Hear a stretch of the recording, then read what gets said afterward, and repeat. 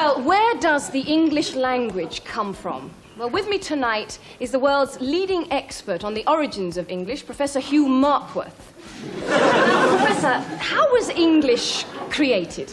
Modern English consists primarily of words derived from 4 ancient languages, and those 4 languages are Saxon, Norman, Latin, and Bollox. Bollox. Yes, the language of Bollox, once spoken by the ancient tribe of the Bollox. Oh, yes, and you've written a book about them, haven't you? Yes, the rise and fall of the Bollox.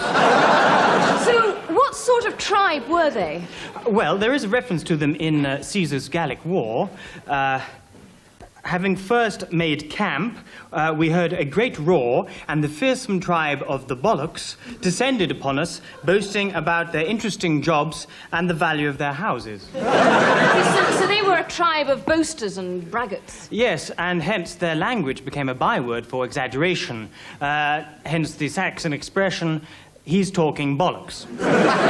Now, Professor, you say that English is very, very rich because of the diverse languages which have spawned it. That's right, yes. If we can just take a look at a magazine article at random here. For example, here's the word beef, which we got from the Normans. Boof. That's right, yes. Yes, and here are the words grunt, which is Saxon, quantum, which is Latin, and astrology, which is bollocks.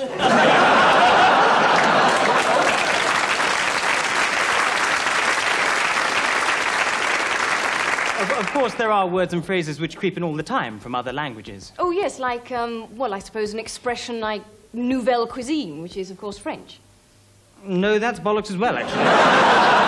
As is haute couture and Perrier and... So, Professor, what bollocks words are still in everyday usage? Well, words like lifestyle, that's bollocks.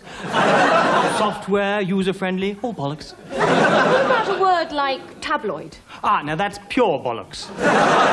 Adulterated by any other linguistic influence, or as some scholars prefer to call it, high bollocks.